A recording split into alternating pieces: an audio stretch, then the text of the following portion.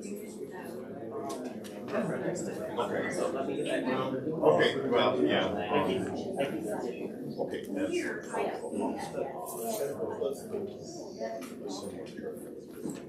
Oh.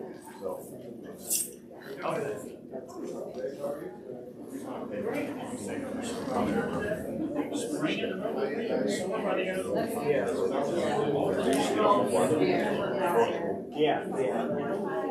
Well, it sounds like You want to know if we got the movie?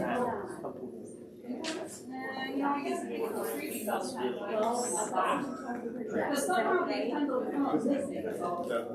where they come from. Where's my sheet? yeah.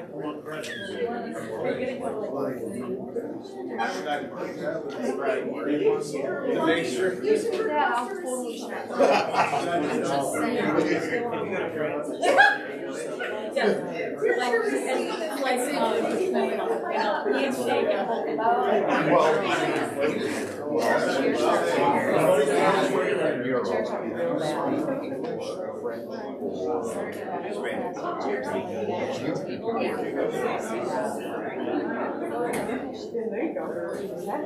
My favorite was today when it started snowing.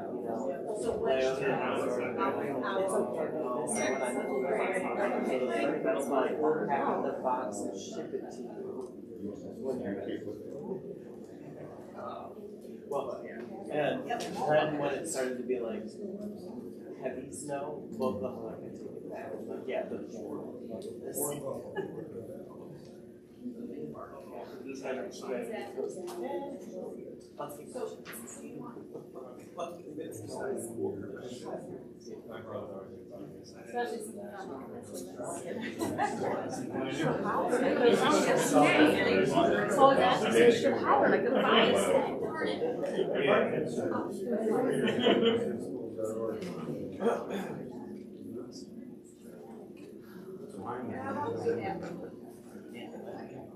What? Oh, I didn't really understand. Sure.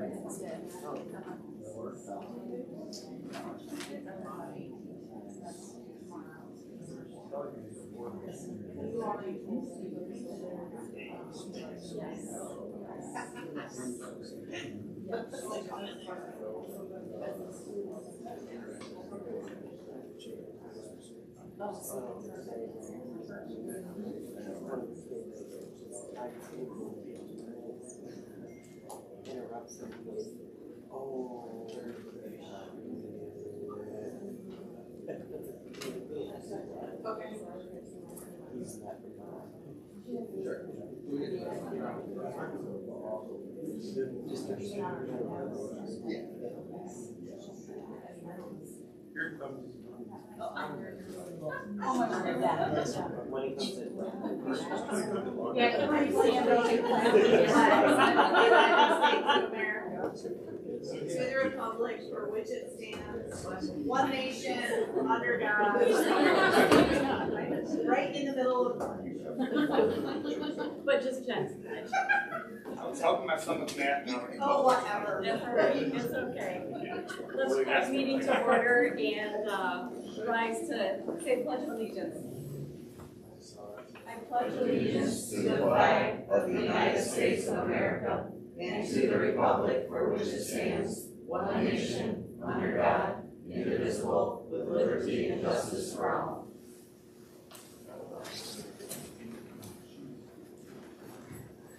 Welcome to the Union City Community Schools Board meeting. Our meeting agenda is available for you to follow. The expectation for our board meeting is to follow this agenda closely. We operate under the Open Meetings Act and utilize Robert's Rules of Order to govern our discussion and decision-making process. There is an opportunity for public comment during our set agenda. We welcome the public to express their opinions during this time of our agenda. If there are any questions about the agenda or the board meeting process, please seek out one of the board members for clarification. Do we have any addition or deletion of items to the agenda? So I noticed that I think last month we heard about the Costa Rica trip. I was wondering if that was supposed to be this month for approval? That's right. It was. Yep. So, We missed that. So just make a motion to amend that. I make a motion to add the Costa Rica trip to our agenda. Support. Any discussion? Seeing none, all those in favor say aye. Aye. All those opposed, the same. Motion is carried. We will make that action item H. And that was Mrs. Case who, so Good job, she everybody. was on it.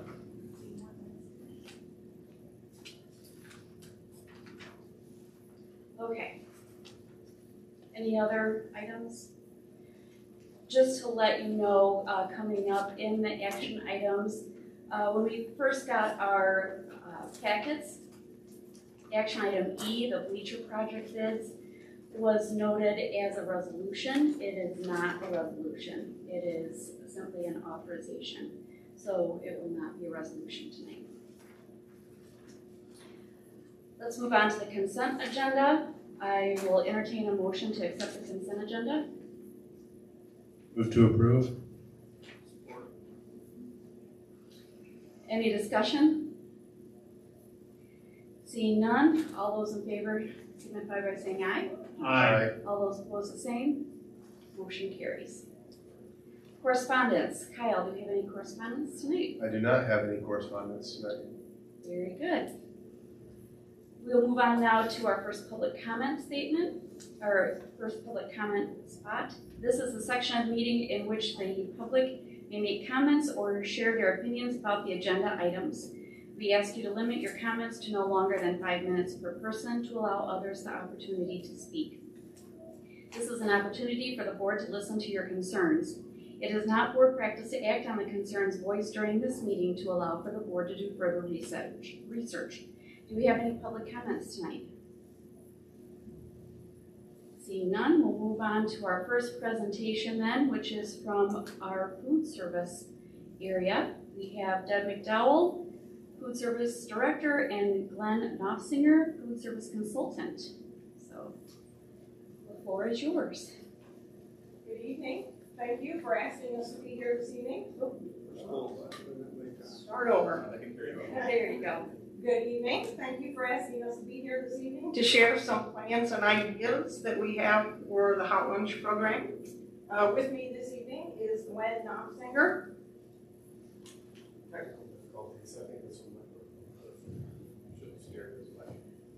Glenn is a food service consultant with over 20 years of experience in commercial, non-commercial, K-12, personal chef, instruction services, and his family and him reside in Battle Creek. His children go to Penfield schools. Glenn is currently consulting also with food programs for Community Battle Creek Community Foundation Shared Services Program, Michigan Bean Council promotion to institutional food service through Michigan State University, and he's also on the Penfield Wellness Council member. So again, Glenn Knopfsinger, and he's going to share with you some slides this evening. Thank you. Welcome. Thanks, everybody. Happy to be here. A quick bio there, just so you know, I'm a local guy, independent contractor. I do a lot of different things in food service and have for over 20 years. I was the Penfield Food Service Director for 5 years, so I'm versed in K-12. Deb asked me if I was currently working and available to look at a project with her. We came in, we had a couple initial discussions. We looked at your current food service program. I'll share a couple of slides on how we did that. This is an engagement process, so this going forward is hopefully engaging your community, doing student case testings, interviews with faculty and other people to understand where you would like to take the food service program. It's meant to be collaborative and engaging in that process, so hopefully that makes a little bit of sense. To run through that a little bit, we started with strategic planning. We looked at your program a variety of different ways. I'll share a couple of slides here. We wanted to identify some initial goals and some processes, kind of look for some low-hanging fruit, what we could do right off the bat. And then we looked at operations. Before we take a step forward in any consulting process, we want to look at if there's anything we should address first before we step on the gas, so to speak. It's always good to do a little bit of housekeeping before you do that. And then the primary objective in this was to look at the food itself, culinary initiatives. Food's changed a lot in the last 10 years. what faculty, staff, and adults might think of food, the students won't necessarily agree with, and they want something different. So we want to round that off with the fun part, which is cooking. Strategic planning starts with your industry standards. So the School Nutrition Association, the Institute for Child Nutrition, the Michigan Department of Education, we have a lot of standards that we already live by, so we want to evaluate within those to begin with. So we did the full KPI report, which is on the left. This is in the shared file. You all have access if you want it. Chris currently has access. Sarah in the business office has access, and Deb. They, together with me, built this report. There's a lot of information in there, but it shows where your program is right now in real time. Trending from the beginning of the year through right now and where you're headed to the end of the year. A lot of good information there. It's a little heavy if you don't understand the lingo and all the acronyms sometimes, but nonetheless, it's all good. So we built our program, our plan of action off of that.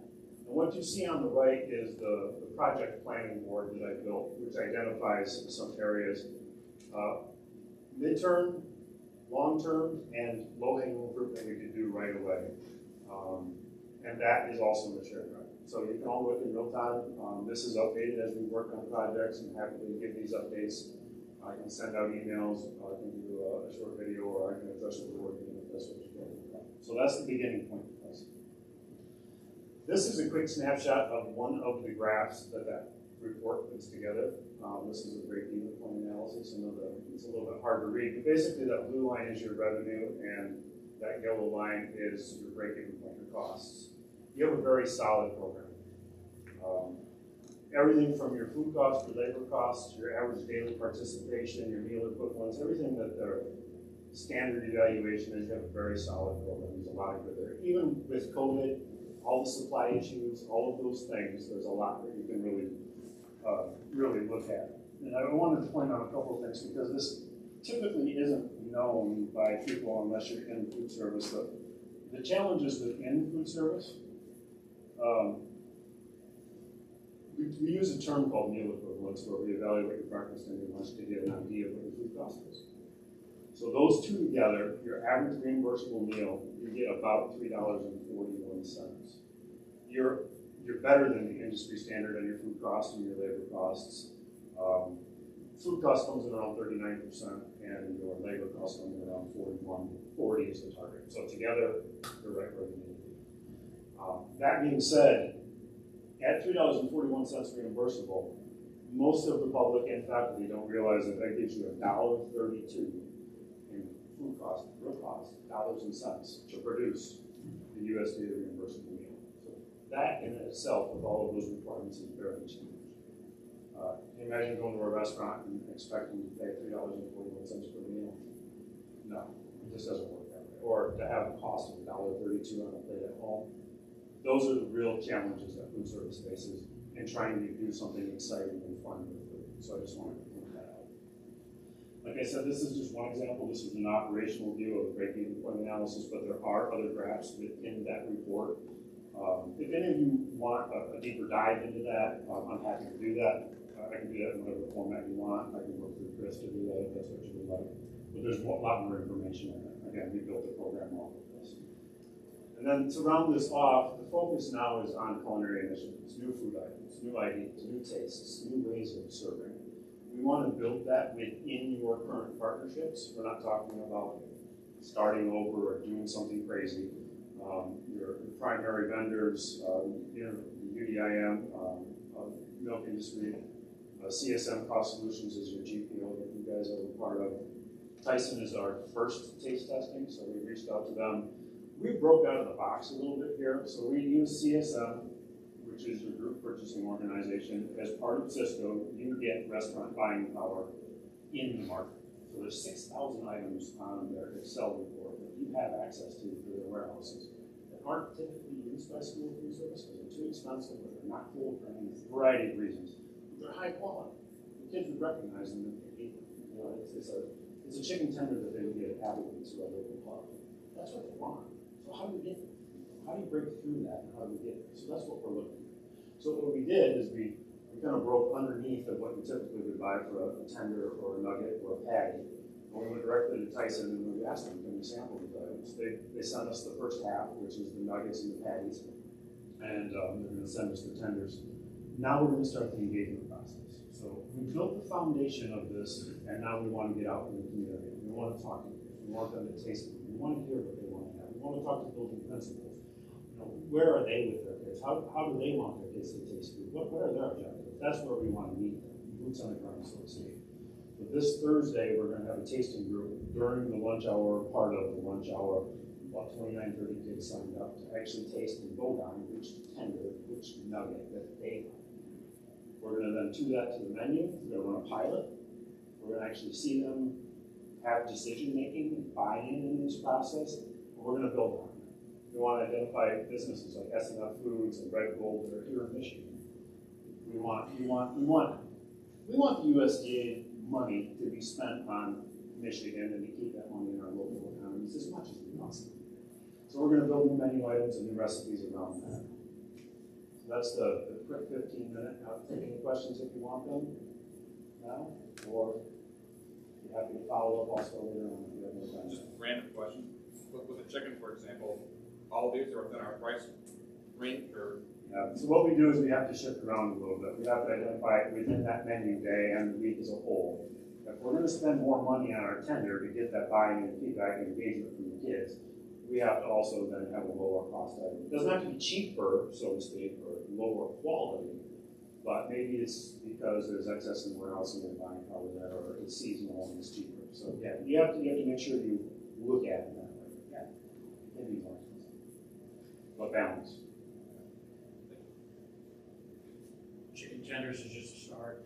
Yeah, so we started with the core items that school is typically known for. You had a 6-week cycle menu, which is meant to have variety for the children. We pared it down to a 3-week cycle menu, which sounds like less, but really when you think about it, the kids in a monthly rotation will see those items twice. So if they have a favorite item, they get it twice in a month. It's not. There's no menu fatigue. It's not. It's plenty of variety. It's really what it is.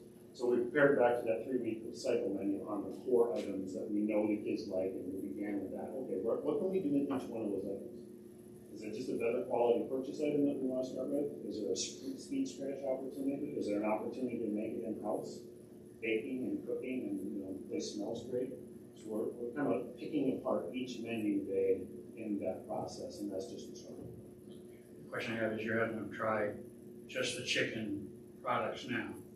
Are there other products they're going to be trying as time goes on this year? The objective is to have them try them all.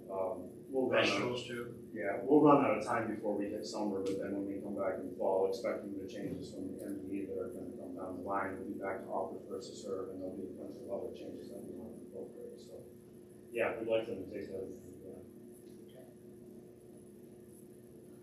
By the way, I did ask 2 experts on the food and how they like it, Parker and Flynn. Yeah. They said they were satisfied with the food. Okay. Well, that's a good Because I asked them before I came over, my wife was babysitting, I sat them down, and they said they were satisfied. They're 7 and 5. Oh, wonderful. Wonderful. Yeah, they're very intelligent. Any other questions? Thank you. Well, thank you. Thank you very much. I look forward to working with all of you. Great, thank you very much. Our next presentation is going to be from Mr. Maples, the high school history teacher, to present information on a trip to Washington, D.C.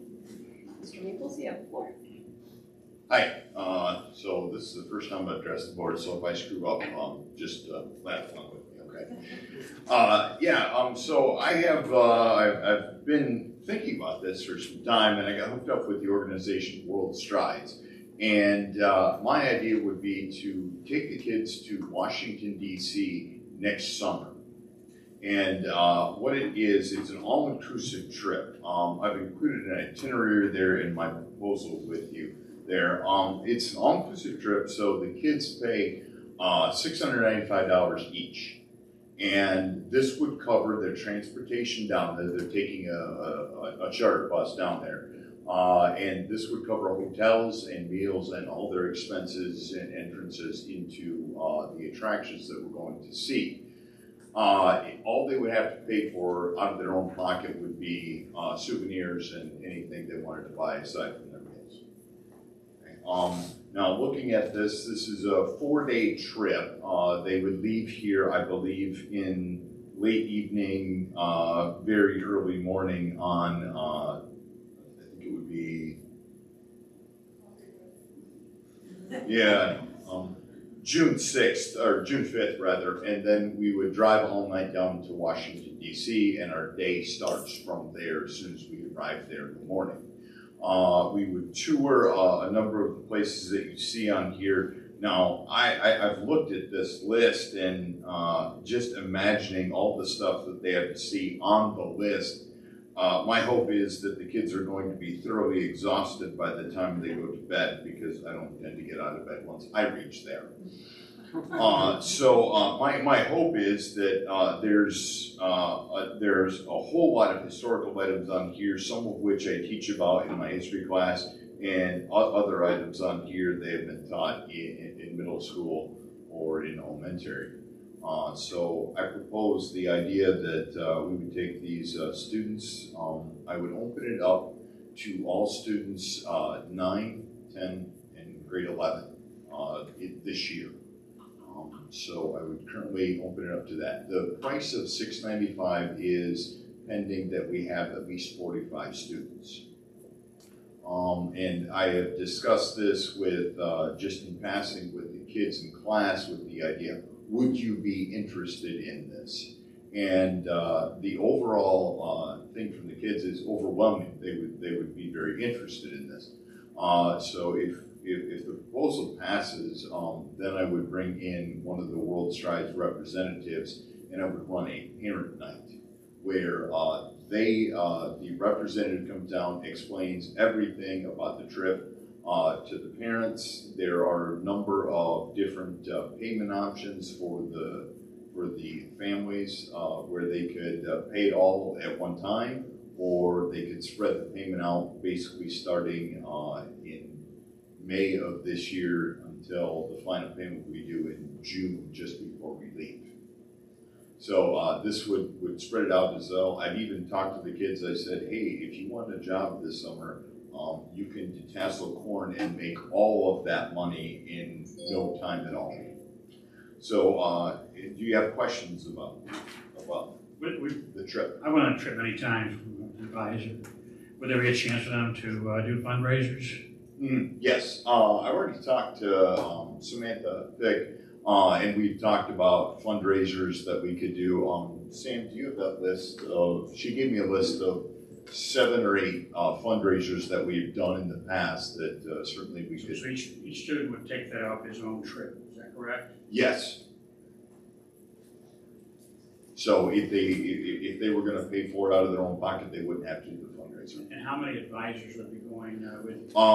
Initially, we would have 1 advisor for every 20 students. So I'm thinking at this point in time, I have myself, Sam has said she would go, and I don't think it would take much convincing to get my wife to go along as well.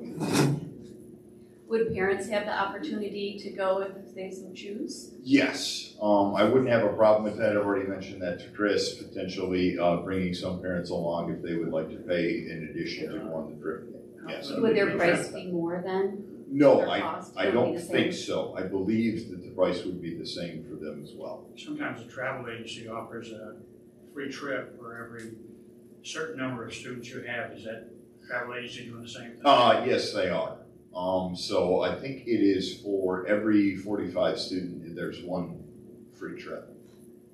You also said something about the threshold of students, like 45 or something. Okay, yeah. That. What's it look like if it's not 45? Okay, if it's not 45, they would potentially work with us to roll us into another group.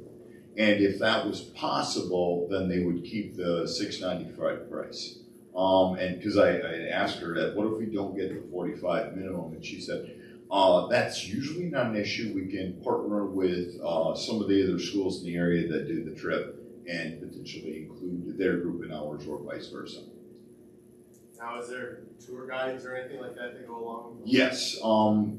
the chaperones are from here that ride with them on the bus, but once we are down there, they have tour guides for all the places that we go to. All meals are included? Yes. Unless they want snacks, which, you know, they're high school students, so I'm gonna advise that they bring food along. They usually just bring up extra bags.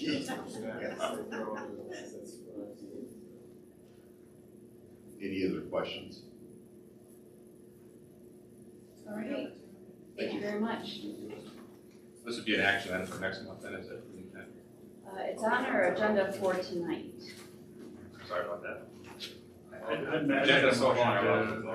I make a motion to approve the trip. We have to wait till action. Wait till we get down. We have it on our Okay, action items. you're just doing the announcements. Okay. Right, I just a understand. discussion right now, or presentations. We're striking out Dave, you and me. It's okay, it's all right, it's all good. All right, so let's move to those action items.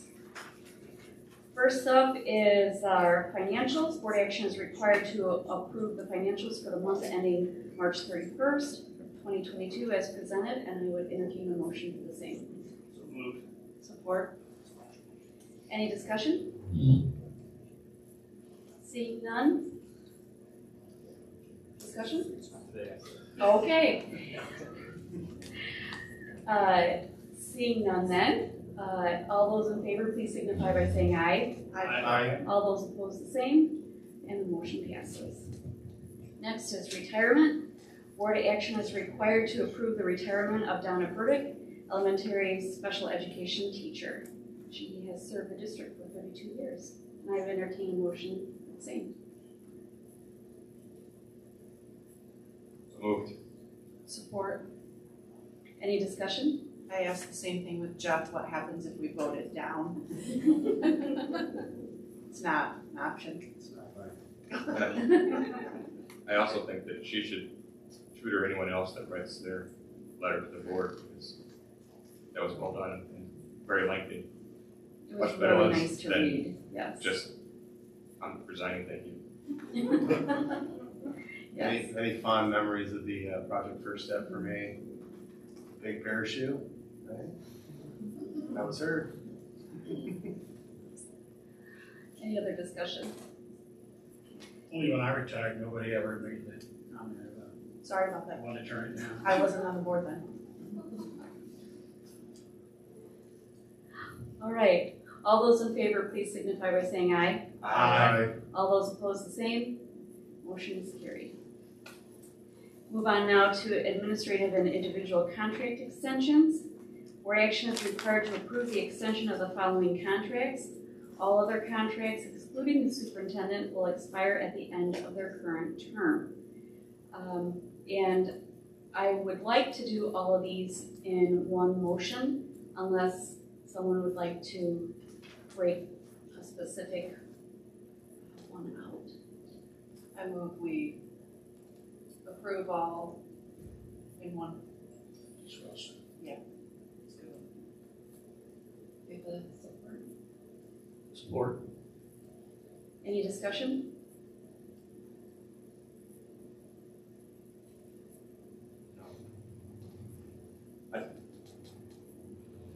I like a system, but I can't change it, so it doesn't make any difference. We're approving things for years out, it's like, it's not normal for me, so I will never understand or enjoy the process that we go through for that, but that's okay. It's, most of these, all except for 6 of them are only for next year. The rest of these are, I'm speaking to the ones that are a couple years out, and I don't know. yeah, they get 2 years. Right. It's not normal in society except for education. I've got no problem with people on here, it's just the process of my life, it doesn't matter. Any other discussion? We don't want to chase anybody away by not following what's norm in the industry. I understand your point. If I was upset enough to say we change it, then I'd fight, but it's not, Right. there's no point in that. I'm just saying that I wish it was different, but it's fine. So I'm reluctantly want to vote yes. But at least, But it's not at least you're people. with us. It's the process. At least you're with us in this motion. Anything else? All those in favor, please signify by saying aye. Aye. All those opposed, the same. Motion carries. Move on to the middle school math curriculum. Board action is required to approve the proposal from mid-school math as presented. Mr. McCare will present to answer any questions related to the math curriculum, and I would entertain a motion. Move to approve. Support. You take it. I don't want All right, any discussion? I have a question for the math teachers in the room, I guess, and for Mr. McCurr. My son, who made me late this evening to the board meeting because he needed help with his math, pushes back hard on using paper and pencil to solve math problems. And I understand that we don't always use books anymore, and it doesn't show in here. Maybe it's just his opinion because he doesn't think he needs paper and pencil, but does this include using paper and pencil still to solve math problems? This will include PDF copies of everything we purchase. We'll print out everything they see out everything on the copy. That's important. And we'll have access to that total availability of everything that you can see on their iPad that we have. And includes examples and things that they can follow if they forgot to pay attention in class. There's also the video included with it, specific to each lesson that we independent video for this day class. And when you presented this or looked at this with the math department, what were the red flags that were raised and how did you address them? So we've had 6 different ones all together. This is one of the 6. Honestly, there was not many red flags raised with this one. They thought it fit very well with how they teach and also where our students are. And additionally, it's also one that's recommended that builds off of our K-5 curriculum bridges. So hopefully we continue where those kids are learning into the middle school years, but also the schools rather than completely change the language they learn.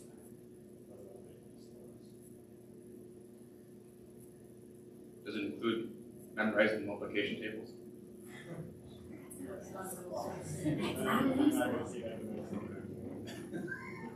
It's elementary school?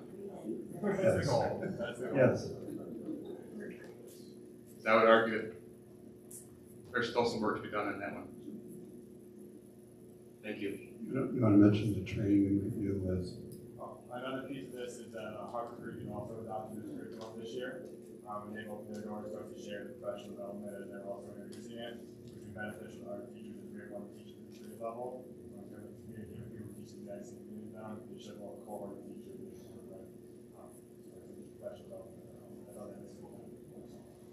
Is there a retrospective review of whether this is working or not, or how do we know if it's a good decision? So EdReports is a website that samples all of the math curriculum, they use this math curriculum work score. We have a 6-year commitment with them, and we're on the process where we're reviewing it, and how we see the community for our students, and the community for our teachers, and there's pieces we add to it or changes we need to.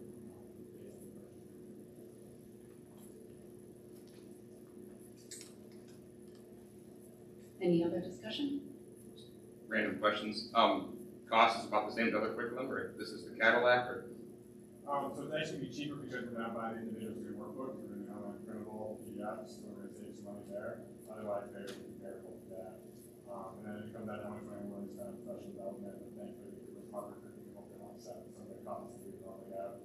They can get up to like $10,000 for 2 days for professional development. So doing that for like 4 teachers on our own, we'd be able to share the cost of that in school. Excellent, thank you. I'm done.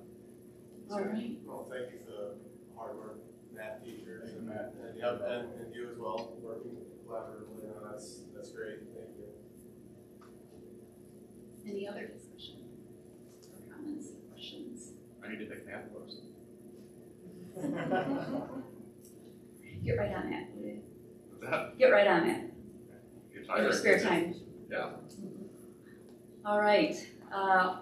We'll move on to voting. All those in favor, please signify by saying aye. Aye. All those opposed, the same. Motion is carried. Move on to bleacher project bids. Board action is required to authorize the superintendent to seek bids for construction of alumni field bleachers. I'll entertain a motion for the same. So moved. Oh, Support. okay, there we go. Discussion. What we're doing is what again? Okay, you're authorizing me to seek bids when the bid packages are ready. You got in your board book a copy of this set of plans, 51 pages. This is sort of a mid-stage set of plans that kind of gives a pretty solid idea of the entire project. I went through this today, this morning with the architect and the construction manager. And so they are currently in the process of having a third-party company price this, which we should know that in about a week to know whether, with current pricing, where we stand, to have an idea before we go out to get bids, whether we're still in the ballpark. Obviously, everyone's aware of what's going on in the economy and so on. I was told today that right now, our project is very concrete heavy, and concrete is one of the things that has not gone up by that much. He's saying about 8% this year has been the increase. That's on the low end. They've seen many items go up 30 and 40%. Wood in particular is becoming very expensive. And so he's hopeful that we'll get a good response from that company that I guess that's what they do, is they estimate projects for builders like this. So once we get that back, the architect is working on the final set of plans. It will take them about another 3 weeks to get those complete. And at that point in time, they will have a bid package put together. And as soon as they have that with your authorization, then I can go ahead and set that out so we can start getting bids. He's anticipating at this point in time that we would likely be opening bids around the end of May, 1st of June. So at that point in time, we would schedule a special meeting specifically for the purpose of opening the bids so that we can get right on the awarding the bids and get the construction started. And again, they both told me again today that they are in contact with potential bidders already. They have someone that works for PSI that specifically reaches out and identifies potential builders or contractors and interest them in this. So they're trying to generate a lot of interest in this to get bids. And he's still hopeful that it will come through well and we'll have the ability to get it all done before our first varsity football game. So. When you came and presented, you talked about the option of more than one subcontractor, for example, for concrete. Do they foresee that still being the case, or are they concerned that the timeline we're only going to get one bid? Well, anytime anytime you're bidding a project, you want to get as many bids as possible, and he still believes that we will get multiple bids for the different items. Obviously, can't guarantee that, and we aren't committed to anything in terms of the actual construction until we get the bids and see where they fall, and then the board will have to look at those and make a decision about whether or not to proceed. So, this is the period of time where we, I think, say a prayer and hope that it will come back at a place where we can get the project done and have it done within our budget. So, but you approving this tonight will allow me to move forward as quickly as possible once things are ready. Any other discussion? Seeing none, all those, sorry, lost my train of thought. All those in favor, please signify by saying aye. Aye. All those opposed, the same. Motion is carried. All right, we will go on now to the high school student trip to Washington, D.C. that we just heard about. Board action is required to approve the trip to Washington DC for June of 2023. Entertain a motion for the same. I would like to make that because I made it before. Okay, I will cede my motion to Dave. Okay, can I make it then? And I, Just make it, just make it. Let's go. I make the motion that we approve the Washington trip. Support. No. No. Any discussion? Is on fire. I think it's a great idea. I think every child should go to visit our nation's capital at some point and see what it's like and see the memorials, see the, I think everyone should go to Arlington Cemetery in their life once. It's just, you can't leave there and not feel a little different than when you went there. I've been on a trip similar to this 3 times when I taught 8th grade in Dexter, and it was literally the highlight. I never went to DC until then, so I was right up in front listening to these tour guides, and it was one of them, like, just pushing my way to the front. It was a great experience, and I went 3 times, and it was every time was just as great as the last. So I think it's a great opportunity. I'm a little concerned with how much they're doing and how little amount of time they have, but you said it'll tire them out, so I guess that's good. And the pricing is actually just based on what it was when I went, and that was 5 years ago, 6 years ago, is fairly comparable to what it was even 6 years ago. So it's a pretty good price point actually for a trip of this magnitude. It's pretty awesome. Did we take your class? Little comic relief. Price is a lot more than when I went. Little comic relief. I watched the hall all night long. This is true. I thought that was your class.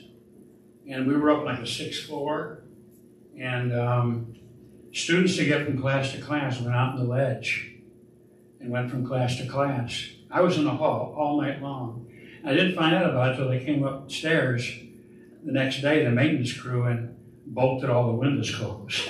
And Chris, you were not involved in that, were you, Chris? Because if you are, I want to turn you in right now. I was not involved that night. Okay, That's all I'm going to say. Can I see your permanent record? Well, that was another question though that kind of came up. I'm pretty sure when I went, they had security in the hallways at the hotel. Yes, they're doing that too. Okay. Yep. So they put tape over and they sit there and they monitor halls at night. So. I will agree with Darren and Kyle. I've been twice, once as a family vacation and once when my daughter, who's a social studies teacher, went to a conference in Washington, D.C. And it is definitely something that you should do once. And to have our kids have that opportunity, I think is amazing. I'm really excited about that. Any other discussion? Seeing none, all those in favor, please signify by saying aye. Aye. All those opposed, the same. Motion carries. Good luck, and yay, fundraising. That's all Sam's job. 2 words, bake sales, that's all I'm saying. And hot can, picking up that worked well too. Bus mechanic assistant transportation supervisor contract. Board action is required to approve the new contract for Brian Bellinger, bus mechanic assistant transportation supervisor as presented. I will entertain a motion for the same. So moved.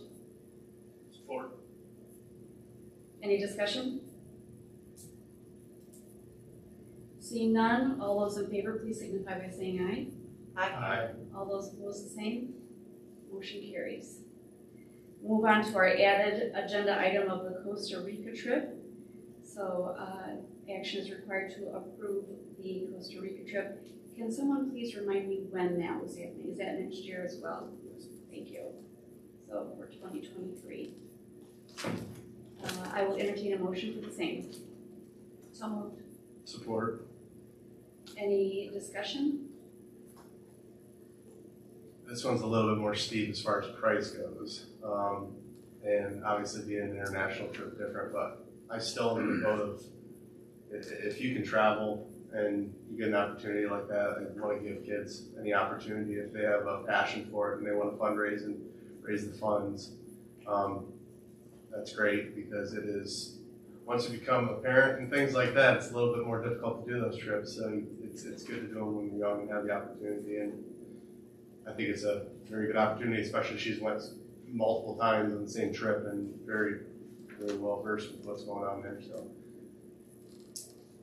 Expanding horizons, you know, Absolutely. it's one thing to be in our area, but it's another thing to go in a completely different country, which I think is an outstanding opportunity. Any other discussion? I love the idea of trips, but you can't have an unlimited number because then the kids can't choose to go on which ones they want to go on. So show some restraint at some point for everyone, but I think these are both great. I think we're looking at like possibly 2 separate types of, Right. you know, just because of the price points and stuff. This is going to be a much smaller trip too. So, you know, but yeah, I agree though. You know, can't prove 20 different trips next summer. It's not going to quite work. Any other discussion? Lots of things. Lots of things. I've told those are illegal now. So. All right, I will, all those in favor, please signify by saying aye. Aye. All those opposed, the same. Motion carries. Good luck and happy fundraising. We'll move on now to discussion items. Night custodians. Board discussion needs to take place about posting 3 night custodian positions. Chris. Yes, this is something we've talked about before. Sarah and I have talked about it quite a bit this year, and we had tentatively made a plan to do this. I'd like the board's feedback and make sure we're on the same page. We've gotten price increases from the company we work with that provides our custodial services in the evening. I went from, and Sarah, correct me if my numbers are wrong, but I went from $14.50 an hour to $20 an hour. And they also bill us significantly more during the day when they have to fill in for our people when they are on vacation. It was $36 an hour. What is it? Did they raise that as well? It was in the teens and I was 35. Now it's 35. I was close.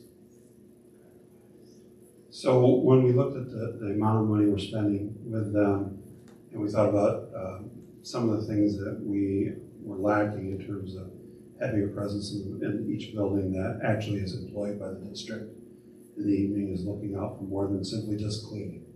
Because that's what they're contracted for, is to clean. They're not contracted to make sure that there aren't kids in the building doing things, etc. They just focus on cleaning and then they're on their way. And so our hope is to hire 3 people to work here. You can see the cost breakdown we have there that I gave to each one of you. It is a little more expensive than going through the service, but we also build up for us 3 people that we hope can eventually move into a daytime role when our current custodians, which we hope none of them retire anytime soon, but like me, they're all near the end of their career in the beginning. That's the way I'll say it. And so we're hoping that we will have people that we can see potentially moving into those roles. And we think it's a good time to make this transition back in this direction. So. I think it's a great idea. I actually had a discussion, believe it or not, with a friend of mine, co-art teacher, and she was complaining about the fact that they did not have employees with the district working there. She's lucky if they dump her trash and they do, they put it back on her desk when they're done, and she didn't appreciate that. I don't blame her. It's kind of gross to put the garbage can back on your desk.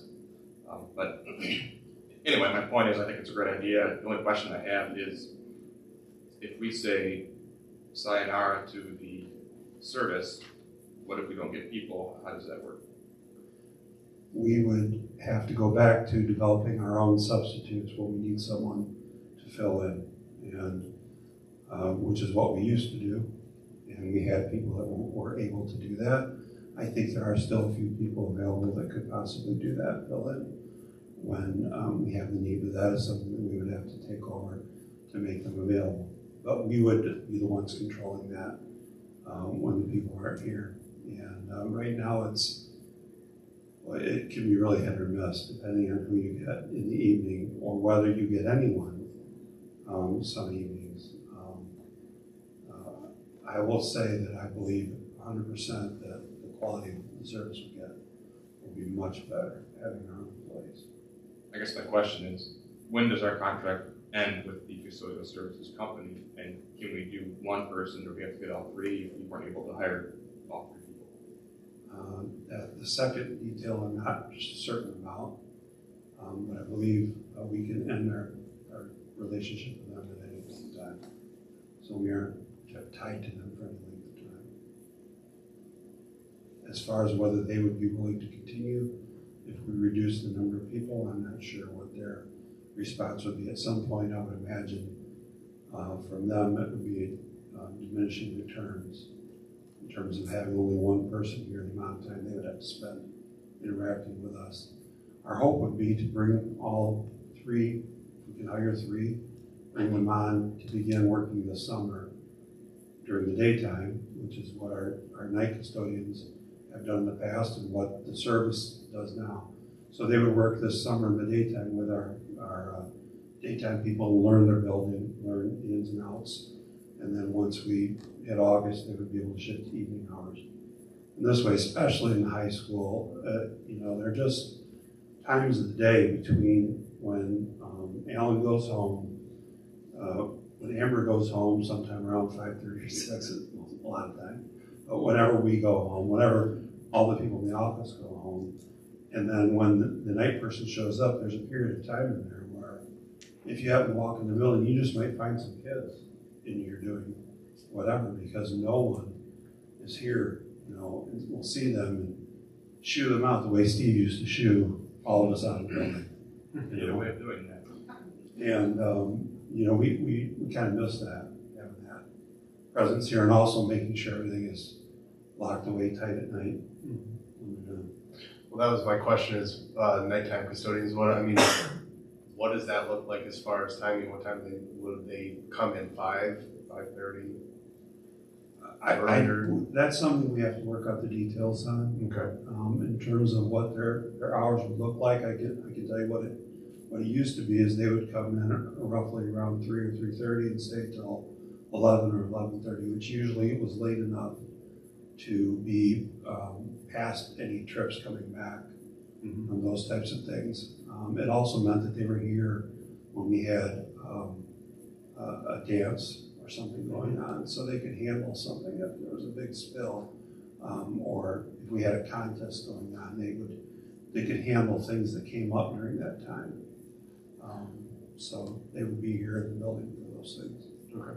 And that's the only reason I ask is I know we were having a sign up at the elementary school. Mr. Scott had went home, and then I went there, and the front door was locked because the evening custodian wasn't there, and so he came all the way in from home. He was in his overalls, and he was very nice, and came in, unlocked the door, and she didn't show until like 6:30.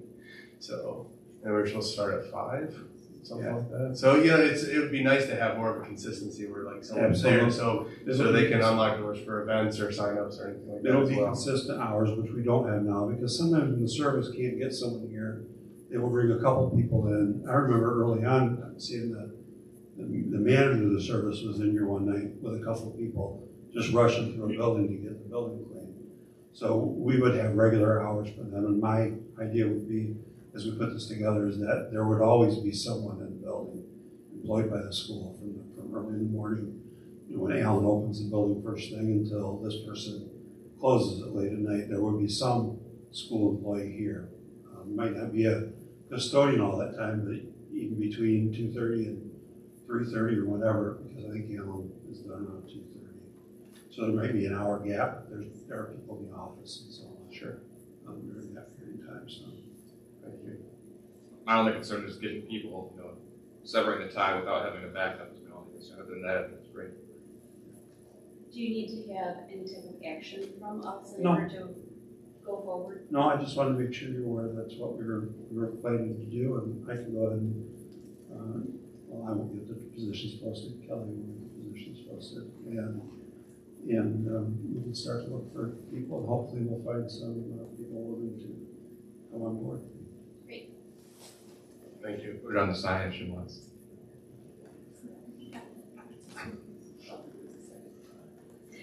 I don't think she agreed with that. All right, our next item of discussion is honoring longtime employees. So, I want to honor people that stay here a long time. I don't know how to do it. I just thought we could talk about it. I mean, I've had ideas like put a brick out there, do something special.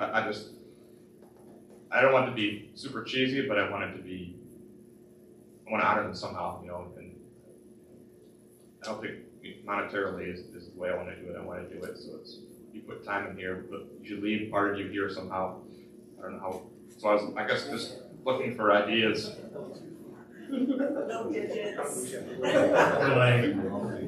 Memories, not physical things, people.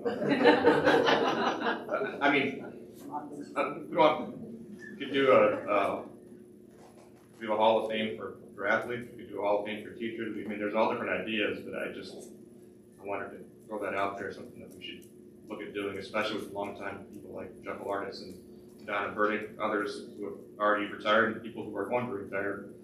They already retired, which would be a good idea. You want to start only 2005. After you retire. That's right, yeah. Put 2005, I think. I was thinking 10. My point is, in any industry, education is any different. People have choices; they can go elsewhere, and we want people that want to stay. And it takes a lot to stay here for 20, 30, 40 years. That's a commitment, and I think it should be honored somehow. I just don't know how. Do you have any ideas, Chris? Or anybody thought about this at all before? Or should we form a committee to look into it, or what should we do? Well, Darren contacted me about this and said he wanted to put it on the agenda. He mentioned a couple of things. He mentioned something about a brick, like they, I guess so that people can walk on that. Walk yeah, on no, that. I'm not. Or planting a tree, or I don't know, naming a classroom after somebody. That probably would be very good. I don't know, just something. Put up a plaque somewhere, or Is this plaques too with the names that you hang names from? yeah, That's one you thing. can do something like We need that. somebody to at least look into it. If the board has ideas, I'm open to those. If you all want me to pursue this, I will solicit some ideas and we'll get a group together and see what we I come think up we with. need the ideas. Okay. So you're a good man for ideas. Okay. What I don't want is just a piece of just a certificate for 10 years and saying thank you and that's it. And I'd like it to be more than just a piece of paper. That's all. Maybe I'll reach out and ask the staff what they think, how they would like to be remembered. Let's leave it up to Chris. But I'm throwing idea. This is idea time, right? Yes. So my wife's grandfather, that we're related, taught at Munster High School in Munster, Indiana for 40 years. And they had it was like a Hall of Fame thing, but they invited the teachers who they were inducting to come back. And it was teachers and students as well. And they brought him back and they served a small meal and then had people talk about the teacher and and they got a picture and then pictures on the wall and it was a nice event. But I don't know if that's what teachers want or if that's cheesy. I don't know. We all drove down there. It was a big to do. But another idea. Are we doing the alumni banquet again this year?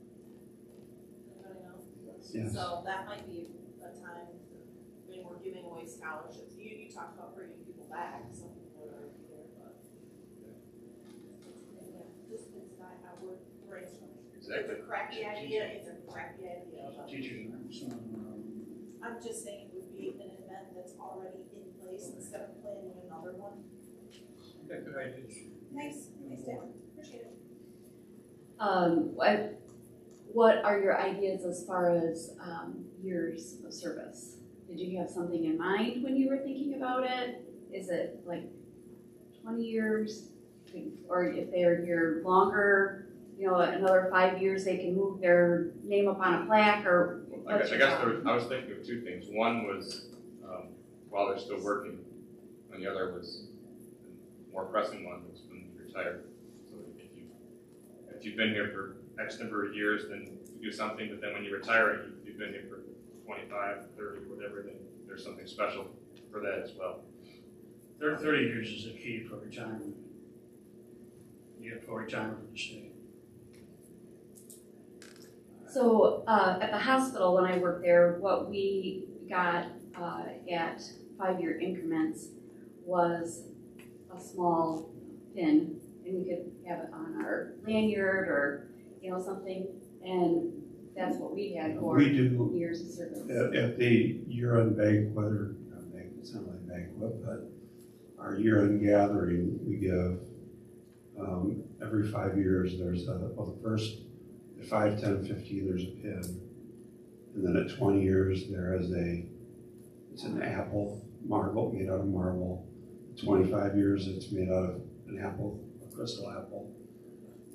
At 30 years, you get a nice little school bell, which I have on my shelf in my office, which is nice. And at 35, you get a clock, which is very nice. It's on our mantle.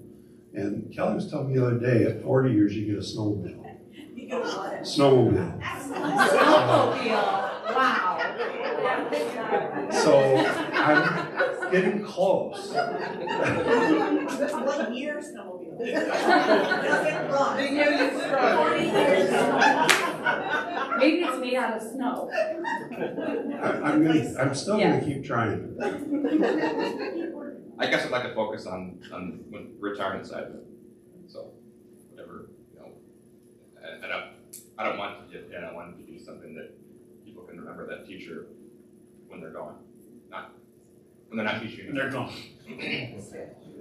Cemetery. And I don't know how big of a project it is, but I think if we're going to do this, we go back and we honor all the teachers that have come through here and been here. Except for the ones that are on the board.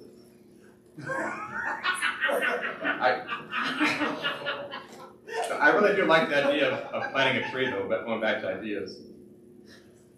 Can we just leave it to you to come up with some ideas instead of continue to hash this over and over Yes. again? I will work together some ideas and We're going to write in the bring them contract. back to you. I know the idea you had. Except for anyone that's Entering on the service board. on the school board Nullifies. nullifies any award. Did you hear that? He wants to eliminate you. Oh, fine. I just told him the next door that after you've been here so many years, they give you a cemetery plot out. You resign from the board and then get your name changed. Man, I just like teaching. They're trying to get rid of me. All right, sounds like we have a direction that we're gonna be going in. Good Yeah, rein this group in tonight, gracious. All right. I'm trying to be serious, and you guys take it No, I think it's a very good idea. All right, do we have any information items tonight? All right, we now move on to our second public comment section. This is a section of the meeting in which the public may make comments or share their opinions about Union City Community Schools. We ask you to limit your comments to no longer than 5 minutes per person to allow others the opportunity to speak. This is an opportunity for the board to listen to your concerns. It is not board practice to act on the concerns voiced during this meeting to allow for the board to do further research. Do we have any public comment? Seeing none, we're going to go into board roundtable. Does anyone have anything for board roundtable tonight? I know I've talked a lot, but I haven't brought this up to you, I apologize, but we do need to look at researching the track fairly soon, I think. Especially the whole, we're going to redo everything else, and that's not going to be as new. I'm a little concerned about that. The fact that we got rid of the fund for that concerns me a little bit, so I want to make sure that gets on the list fairly soon. Yes, that is already planned on paper. we weren't going to obviously do it this summer with the construction going on. I did have someone look at the asphalt underneath it to make sure it was in good condition still. They told me the asphalt still looks very good. And we're thinking probably it'll be probably next summer when we do the actual resurfacing of the track. Good. Glad you're on it. Thanks. That's all I had. Anyone else?